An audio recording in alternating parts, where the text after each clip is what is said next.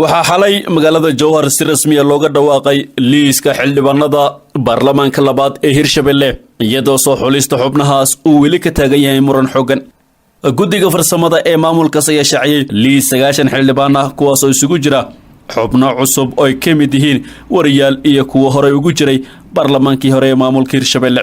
munaasabadaasi loogu dhawaaqay liiskan xubnaha cusub ayaa gabi ahaanba waxa ka maqnaa wakiilada dowladda federaalka iyo waliba dhinacyada maamulka ee hore u diidanaa soo xulistan. waxaa liiska xalay lagu dhawaaqay magacyadooda gabi ahaanba laga waayay xildhibaano caan ah oo hore xilal sare uga soo qabtay maamulka Hirshabelle.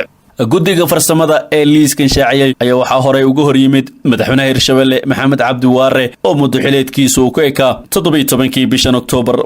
Waare ayaa ku dooday inuu soo dhammaystirayo guddiga farsamada isla markaana aysan xilligan qaban karin doorashada baarlamaanka ay xalay ku dhawaaqeen. sida xooga soo baxaya ay daaha ka qaadayaan soo xulista xildhibaanadan ayaa waxaa gacan weyn ka geystay xubno ay ka mid yihiin madaxweyne ku-xigeenka Hirshabelle Cali Cabdullaahi Xuseen, wasiirka arrimaha gudaha maamulkaas oo iyagu xilligan ah si hayaasha xilalkaas maadaama xukuumadoodu uu ka dhammaaday muddo xileedkii. ku dhawaaqista liiska xildhibaanada baarlamaanka labaad ee Hirshabelle ayaa uga sii daraysa xiisada ka taagnayd soo xulista xildhibaanadaas lamana oga mowqifka ay dowladda federaalka ka qaadan doonto arrintan. dhanka kalena magaalada Muqdisho waxay martigelinaysaa dhaqdhaqaaqyo siyaasadeed oo ay sameynayaan mas'uuliyiinta dowladda iyo xisbiyada mucaaradka kor intaan la gudagelin waqtiga doorashada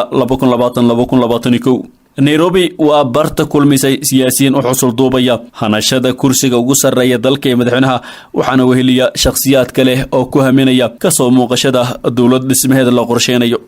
madaxweynihii hore ee Soomaaliya Sheekh Shariif Sheekh Axmed oo ka mid ahaa mas'uuliyiinta magaalada Nairobi ee dalka Kenya kulamo siyaasadeed kaga qayb galay ayaa isaga iyo Xasan Sheekh Maxamuud waxay magaalada Muqdisho ka bilaabeen kulamo siyaasadeed oo xawli ah kuwaas oo ugu diyaar garoobayaan doorashada soo socota. maalmaha soo socda waxaa imaanaya siyaasiyiin kale oo soo idleystay kulamada siyaasadeed oo isaga xog waramayeen xaaladda dalka isla markaana dhanka kale uu ku qiimeynayay miisaanka uu ku leeyahay loolanka doorashada. ila xogogaal ah ayaa warbaahinta u sheegay in xubnaha mucaaradka ay bilaabayaan u xusul duubka kuraasta baarlamaanka Soomaaliya oo loo arko go'aaminta madaxweynaha la dooran doono 8 Febraayo 2021. waxaa joogto noqonaya kulamada iyo dhaqdhaqaaqyada siyaasadeed oo inta badan xoogooda la arko marka uu soo dhawaado waqtiga doorashada maadaama xubnaha xildoonka ah ay ismuujinayaan. dhanka kale xafiiska qaramada midoobay ee Soomaaliya ayaa warbixin ka soo saaray kulankii magaalada Dhuusamareeb ku dhaxmaray wafdigii la socday Danjire James Iswan iyo madaxweynaha Galmudug Axmed Cabdikaariye Qorqor. James Iswan ayaa sheegay in madaxweyne Qorqor ay kala hadleen ahmiyadda ay leedahay sii socoshada wada shaqeynta hoggaanka dowladda federaalka iyo kuwa dowlad goboleedyada. kulankeenii aan la qaadanay madaxweynaha waxaan ka wada hadalnay ahmiyadda ay leedahay sii socoshada xiriirka wanaagsan ee u dhexeeya dowladda federaalka iyo dowladda xubnaha ka waxaana dhiirigelinay soo nooleynta wada hadaladooda ayuu James Iswan. socdaalka uu ku tagay magaalada Dhuusamareeb wakiilka qaramada midoobay ee Soomaaliya waxaa ku wehelinayay wakiilka gaarka ah ee gudoomiyaha guddiga midowga Afrika Danjire Francisco Madera, Danjire ku-xigeenka midowga Yurub ee Soomaaliya Nicole Miller iyo xubno ka socday urur goboleedka IGAD. ergeyga qaramada midoobay ayaa sheegay in socdaalkan uu ka mid yahay dadaalada lagu hubinayo qoondada haweenka ee 30% taas oo muhiim ka dhigaysa inay matalaad ku yeeshaan guddiyada xulista ergada iyo doorashooyinka baarlamaanka sida lagu yiri warbixinta. waxa uu sheegay in dhanka ammaanka ay ka gacan siinayaan maamulka Galmudug isla markaana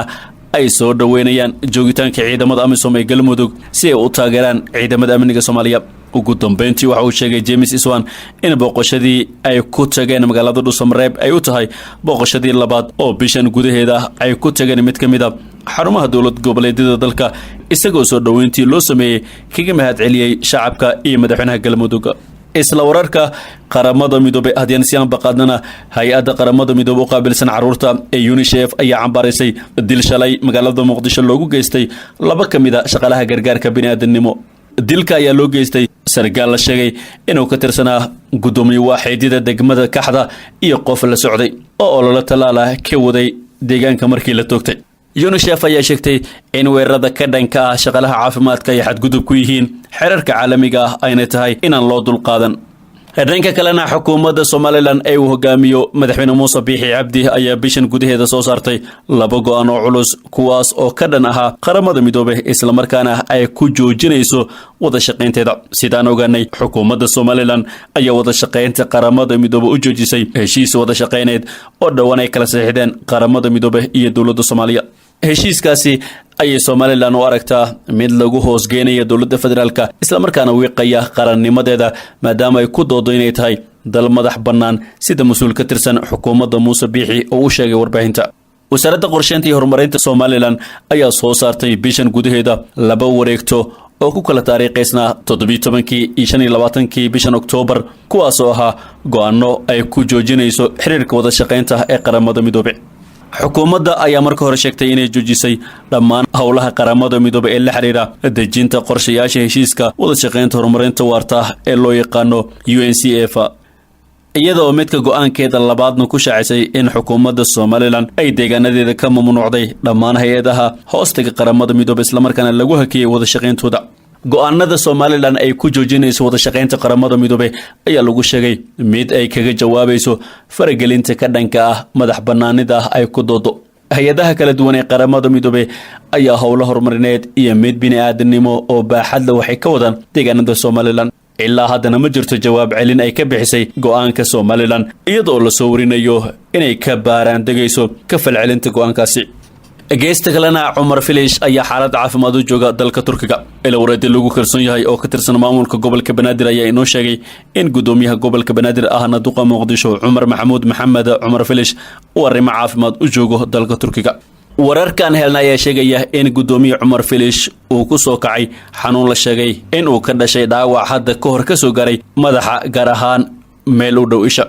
xanuun weyn ma ahan waa dhaawac mararka qaar ku soo kaca oo isha agteeda ah waana firiir aan la bixin karin haddana waa caadi xaaladiisa waxaan dhihi karnaa waxa uu baxay hubin caafimaad oo kaliya ayuu yiri mid ka mid ah shaqaalaha xafiiska gudoomiyaha gobolka Banaadir sidoo kalena aad ugu dhow Cumar Filish dhowrkii toddobaad ee la soo dhaafay duqa Muqdisho ayaa ku maqnaa dalka Turkiga waxaana la sheegayaa inuusan ilaa hadda imaanin Cumar Filish ayaa ka maqnaa shirar iyo munaasabado ka dhacay Muqdisho maalmihii tagay ugu dambeynna sidee ayay shabaab u canshuurtaa shaqaalaha dawladda federaalka intee ayuu la egyahay dakhligeeda